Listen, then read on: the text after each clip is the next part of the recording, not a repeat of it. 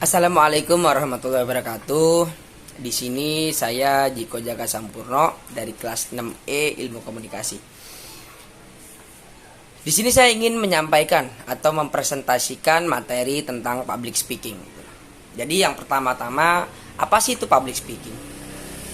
Public speaking sendiri itu adalah sebuah cara komunikasi untuk menyampaikan pesan atau informasi di depan khalayak atau sekelompok orang. Nah, jadi secara gampangnya public speaking itu adalah orang menyampaikan informasi di depan orang banyak. Nah, itu public speaking gitu.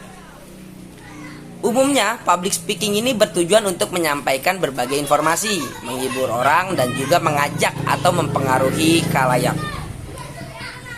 Nah, di dalam public speaking itu pasti memiliki tujuan. Nah, tujuannya nggak jauh dari menyampaikan informasi, menghibur orang, dan juga mengajak atau mempengaruhi khalayak. Contohnya seperti apa? Contohnya seperti stand up comedy. Stand up comedy itu adalah public speaking yang bertujuan untuk menghibur orang. Nah, contoh lagi adalah misalnya itu perusahaan Apple.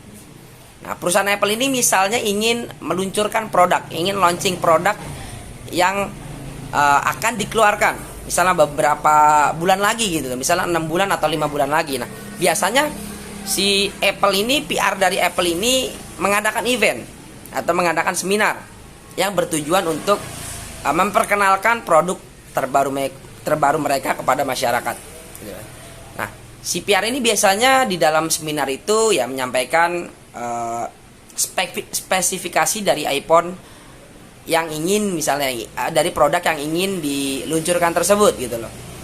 Misalnya harganya, terus spesifikasinya dan lain-lainnya. Pokoknya informasi tentang apa yang mereka ingin luncurkan dekat-dekat ini gitu. Itu public speaking. Nah, di sini ada skill public speaking adalah skill yang bisa dipelajari serta diasah ketajamannya. Namun ada beberapa skill public speaking yang sudah ada di dalam diri seseorang sejak lahir. Nah, jadi skill public speaking itu adalah ya skill yang bisa dipelajari. Nah, apabila kita terus-terusan mempelajari, kita akan mahir di dalam public speaking gitu loh. Tapi ada beberapa skill public speaking yang sudah ada di dalam diri seseorang sejak lahir. Contoh skill public speaking itu apa sih? Nah, skill public speaking itu contohnya seperti lugas dalam pembicaraan, seperti misalnya tegas gitu dalam pembicaraan dan tidak ada masalah dalam pembicaranya, tidak bertele-tele lah ibaratnya. Nah, itu di beberapa orang sudah ada sejak lahir. Tapi skill ini bisa kita pelajari sehari-hari gitu loh, dan menjadi mahir apabila kita tekuni. Nah, skill contohnya skill lagi itu adalah aksen bahasa, misalnya bahasa yang jelas gitu loh, intonasi bahasa yang jelas. Itu adalah salah satu skill dari public speaking sebenarnya. Nah, di beberapa orang juga ada yang memiliki skill ini gitu dari lahir. Ya, entah dia ngomongnya enak, intonasinya enak tanpa dia pelajari. Nah, namun skill ini juga dapat kita pelajari gitu loh, dapat kita pelajari. Dan kita bisa mahir apabila kita menekuni skill tersebut gitu loh. Jadi skill public speaking itu banyak. Nah, semua skill public speaking itu bisa kita pelajari dan kita bisa mahir di dalam public speaking. Jadi public speaking itu nggak asal ngomong aja gitu loh. Ada skill-skill yang emang harus kita asah gitu loh di dalam public speaking. Nah, di sini adalah masalah yang ada saat kita berpublic speaking. Nah, gugup biasanya. Gugup itu bisa menyebar kemana-mana ya. Misalnya juga tidak pede gitu loh. Pikiran tiba-tiba jadi kosong gitu loh. Pas di rumah kita udah siap dengan materi, sudah hafal, sudah di luar kepala semuanya. Tapi pas kita sudah sampai tempat, misalnya H-1 jam kita udah ngeliat tempat, audiensnya atau khalayak yang udah pada kumpul. Nah, kita ngeliat audiensnya, biasanya itu ada yang pikirannya itu tiba-tiba blank gitu loh, menjadi kosong gitu loh. Itu juga banyak yang seperti itu. Ada yang deg-degan juga pada saat ingin menyampaikan public speaking, dan ada yang deg-degan juga pada saat menyampaikan informasinya gitu loh, yang tadinya di luar pas briefing atau pas di dalam pas ngafalin materi itu sangat pede gitu, tapi pas sudah berada di depan audiens itu deg-degan. Itu juga banyak yang seperti itu. Terus juga banyak gerakan tangan. Nah, itu juga salah satu dari gugup ya, masalah yang ada dalam public speaking.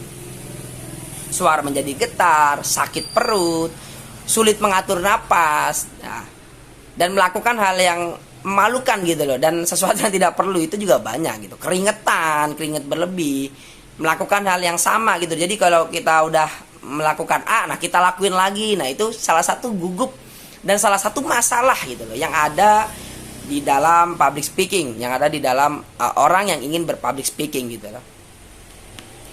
Nah, masalah ini bisa kita atasi gitu loh.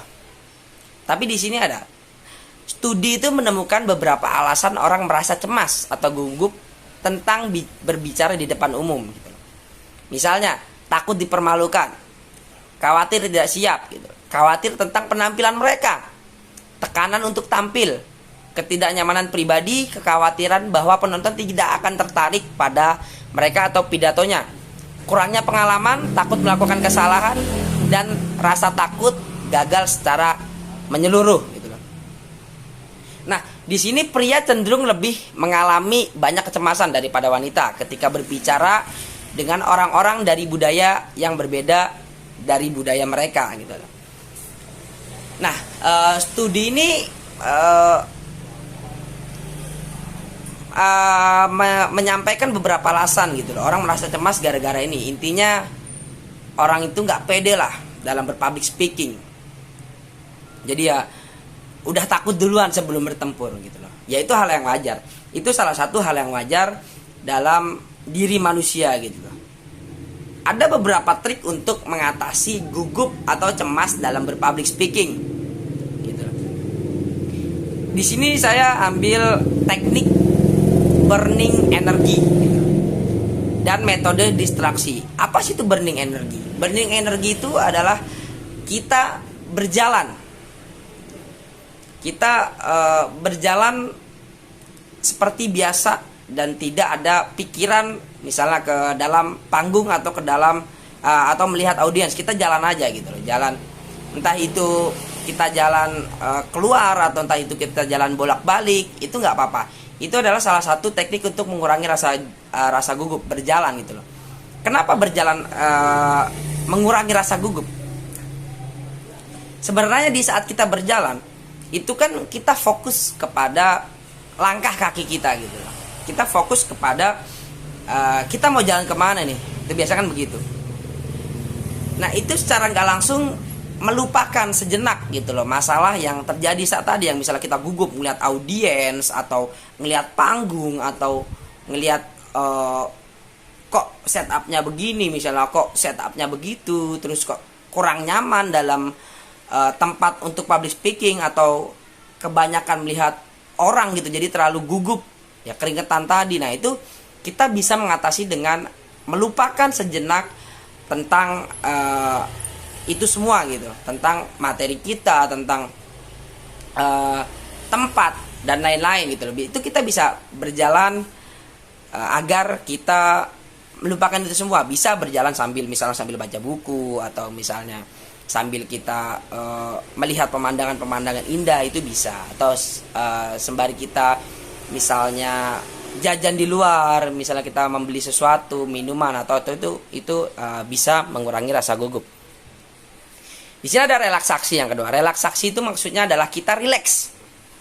Kita rileks, kita ya bisa main handphone gitu loh. Kita bisa main handphone dan kita rileks lah, intinya kita jangan terpengaruh sama panggung atau sama tempat atau sama materi kita gitu loh. Jadi waktu kita di rumah, kita itu menghafal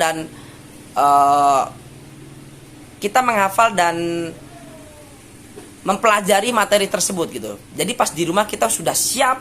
Nah, pas di tempat itu kita jangan lagi mikirin materi atau malah mikirin panggung, itu jangan. itu kita relaksasikan saja tubuh kita gitu loh. Secara nggak langsung tubuh kita itu tenang gitu loh, nggak panik. Itu juga salah satu mengurangi rasa gugup. Bisa main handphone, bisa kita memisahkan diri dengan mencari tempat yang tenang, bisa kita ke suatu ruangan yang nggak ada orangnya, bisa kita tiduran di sana, itu merelaksasikan diri bisa. Yang ketiga di sini ada olahraga ringan. Olahraga ringan itu maksudnya apa sih? Olahraga ringan itu bisa dengan kita menggerak-gerakan tangan, jari kita maksudnya. Jari kita gerakan pelan-pelan gitu loh. Untuk apa jari kita gerakan pelan-pelan?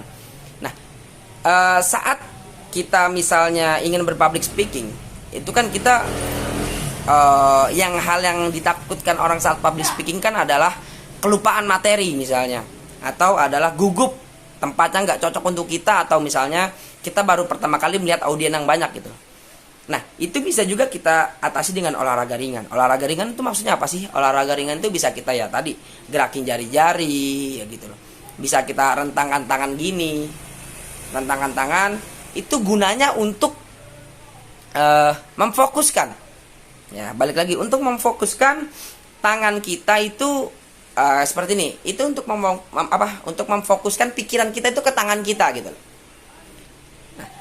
Pas kita lurus begini, itu kan kita fokus kepada tangan kita. Jadi semuanya tuh lupa gitu loh. Semuanya lupa.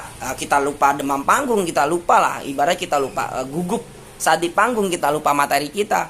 Nah, itu juga salah satu untuk mengurangi rasa gugup. Intinya olahraga ringan, bisa kita gerakan jari-jari tadi gitu. Bisa kita baca buku juga pas lagi saat duduk. Nah, itu salah satu olahraga ringan. Yang keempat adalah alirkan energi ketika posisi duduk. Nah, ini juga salah satu teknik burning energi, atau burn kan itu adalah membakar ya, membakar energi. Tapi jangan banyak-banyak. Ini juga tidak disarankan burning energi untuk orang yang mudah lelah gitu loh. Tadi kan contoh olahraga ringan, berjalan, relaksasi itu kan secara langsung memiliki energi yang lebih untuk melakukannya gitu. Itu tidak disarankan untuk orang-orang yang misalnya contoh lagi kurang enak badan, energinya tidak fit. Itu tidak disarankan untuk melakukan teknik burning energi atau teknik membakar energi secara ringan. Nah, yang keempat tadi adalah alirkan energi ketika posisi duduk. Ini juga salah satu teknik burning energi yang efektif untuk dilakukan. Maksudnya alirkan energi ketika posisi duduk tuh gimana sih? Ketika posisi duduk itu biasanya orang itu duduk kakinya itu bersila atau kakinya itu naik ke atas satu gitu. Nah, itu tidak disarankan dalam orang yang ingin melakukan public speaking. Karena apa? Karena saat kaki kita itu naik ke atas satu, contoh seperti ini. Nah, saya duduk seperti ini. Nah, itu otot yang fokus pada penegakan kaki kita adalah kaki kiri doang gitu loh. Jadi otot yang fokus saat menopang tubuh kita itu hanya kaki kita yang kiri. Nah, yang kanan ini kan tadi bersila. Bersila itu secara nggak langsung kaki kita itu mati gitu loh ototnya, atau kaki kita itu tidak aktif. Nah, ibaratnya tidak aktif. Nah, apabila kita seperti itu lama, itu bisa membahayakan materi kita. Itu bisa membahayakan pemikiran kita, bisa menambah gugup kita. Kenapa? Karena pada saat kita melakukan angkat kaki seperti tadi, itu secara kesehatan, apabila kita membalikkan lagi kaki kita seperti dua, menjejakkan ke tanah kaki kita dua. Nah, yang tadinya kaki kita nggak aktif, itu jadi aktif. Itu ada perbedaan tenaga. Contoh, yang tadi yang kaki kiri kita itu udah standby misalnya, udah mengumpulkan energi. Nah, yang satu lagi itu baru mengumpulkan energi. Jadi ada ketidakseimbangan. Misalnya ada ketidakseimbangan otot atau darah gitu. Itu bisa menyebabkan, contoh, kaki kita itu kram, atau kaki kita itu getar gitu, atau kaki kita itu nggak nyaman. Itu bisa nanti bisa menyebabkan ke dalam public speaking kita, menyebabkan kita tidak nyaman. Malah yang ada nanti kita itu jadi buyar pemikiran kita, karena kita memikirkan kaki kita yang gemetar ini, yang kram ini. Nah, itu tidak disarankan. Makanya kalau duduk itu posisi kaki kita itu lurus, sama-sama sejajar, sama-sama menginjakan kaki ke dalam ke bawah tanah, agar energinya itu seimbang. Nah, kalau tadi kan kalau misalnya kita naikkan kaki satu kan itu energinya tidak seimbang. Yang kiri sudah standby, yang kanan itu baru mau berdiri gitu, baru mau mencharge, ibarat mencharge baterai lah ibaratnya. Nah, itu tidak disarankan untuk duduk seperti itu. Nah, itu teknik burning energi atau teknik membakar energi secara skala kecil ya, secara ringan lah ibaratnya. Nah, yang teknik yang kedua adalah metode distraksi. Nah, ini juga salah satu metode yang saya sarankan untuk teman-teman memakai metode ini saat ingin sebelum public speaking. Metode distraksi itu adalah apa? Metode distraksi itu apa sih?